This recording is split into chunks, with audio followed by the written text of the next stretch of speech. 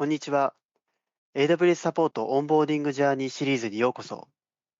私は大阪オフィスで勤務するクラウドサポートエンジニアの西村です。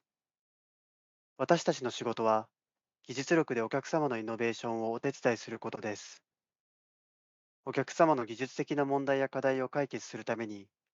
調査や検証、分析、考察を行います。今回はオンボーディング事例として入社半年後に対応したお問い合わせを紹介します。多くのエンジニアは入社半年後になるとオンボーディングを卒業して独り立ちします。その独り立ちしたクラウドサポートエンジニアがどのようにお問い合わせを対応し、成長していくのか覗いてみましょう。今回は入社半年後に独り立ちして対応したトラスティッドアドバイザーのお問い合わせにおいて、わからない状況からどのように調査し、周りに助けを求め、解決まで持っていったかを紹介します。トラスティッドアドバイザーは、数十万の AWS のお客様にサービスを提供することで得られたベストプラクティスを活用しています。例えば、Amazon EC2 インスタンスなどの未使用のリソースを削除して、毎月の請求を削減することがトラスティッドアドバイザーで推奨されることがあります。今回のお問い合わせといたしましては、トラスティッドアドバイザーのチェック項目、Amazon Route 53 Resolver Endpoint Availability Zone の冗長性の条件を満たしているにもかかわらず、アラート状態になる原因を教えていただけないでしょうかというお問い合わせです。トラスティッドアドバイザーはどのプロファイルのエンジニアもお問い合わせ対応するサービスです。今回は該当サービスのトレーニングなしでケース対応する状況でした。そのため、お問い合わせ内容の所感としては、トラスティッドアドバイザー、Amazon Route 53 Resolver Endpoint とは、そもそもどのようなサービスなのか、チェック項目、Amazon Route 53 Resolver Endpoint Availability Zone の冗長性はどのようなチェック項目なのか、何もわからない状況から調査がスタートしました。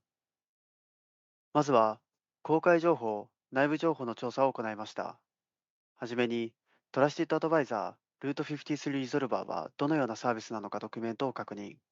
加えて、トラスティッドアドバイザーの該当チェック項目について、どのような条件でチェックされるのかドキュメントを確認しました。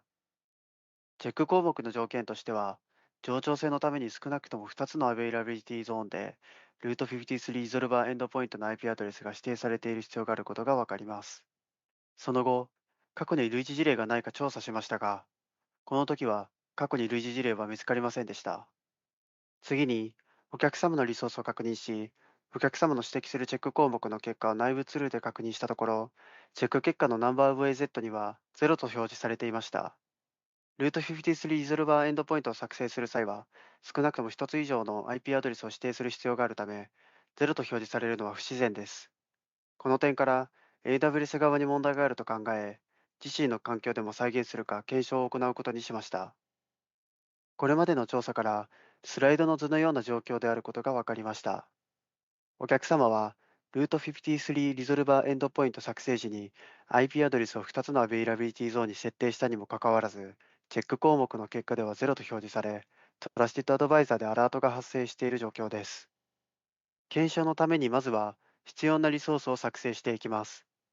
ルート53リゾルバーエンドポイントを作成する際には、スライドの右の図のように、2つの IP アドレスに対してどのアベイラビリティゾーンのどのサブネットを指定するか設定します。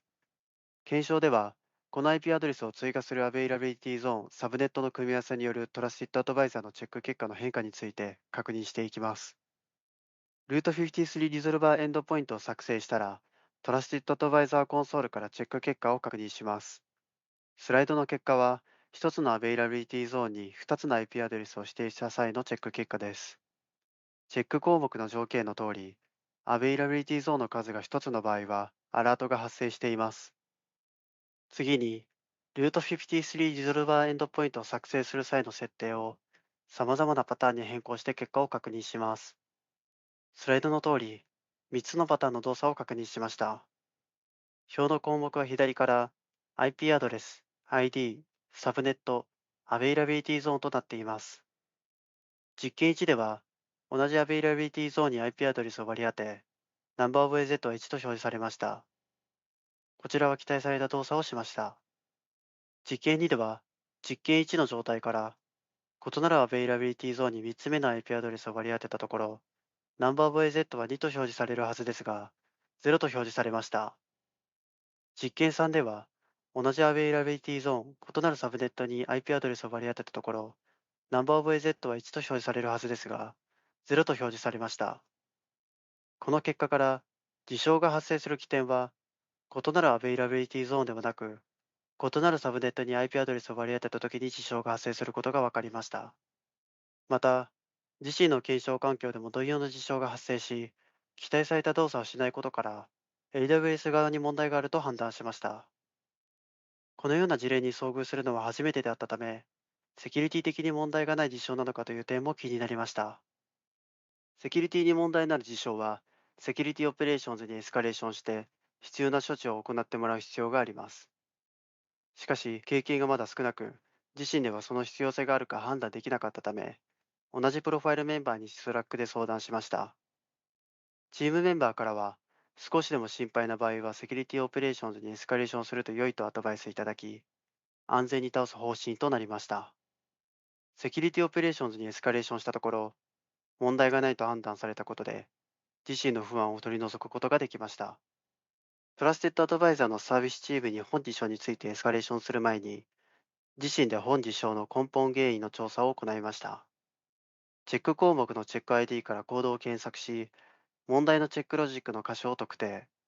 サブネットの個数を計算するロジックに問題があることが分かりました。今までの調査内容を提示して、AWS 側に問題があることを指摘し、トラスティッドアドバイザーのサービスチームにエスカレーションを行いました。その結果、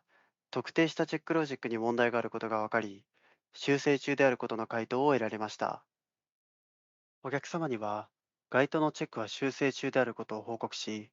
無事にケースはクローズされました。その後、問題の箇所は数週間後に修正が完了し、トラスティッドアドバイザーの正常化に貢献することができました。本事例のアピールポイントといたしましては、入社した半年後には独り立ちして、一通りの調査を一人で行えるように成長すること、独り立ちしても悩んだ場合は気軽に相談でき、フォローしてもらえること、AWS サービスのコードを調査して原因の調査が可能であること、ただサービスチームにエスカレーションするだけでなく、自身で問題を深掘りすることで素早い解決が可能であることです。このように、独り立ちしてからも周りから手厚いサポートを受けつつ、自身の技術力を高めることができます。この事例を通して AWS サポートの仕事に興味を持っていただけたら幸いです。今回のオンボーディング事例紹介は以上となります。クラウドサポートエンジニアのオンボーディング事例紹介、いかがでしたでしょうか？独り立ちした後でも安心してお問い合わせ対応ができること、成長し続けられることが少しでも伝われば幸いです。動画の概要欄にキャリア採用ページのリンクを貼ってあります。他の動画やイベント情報なども掲載しておりますので、クラウドサポートエンジニアの仕事に興味を持っていただいた方は、ぜひご確認ください。ご視聴いただきありがとうございました。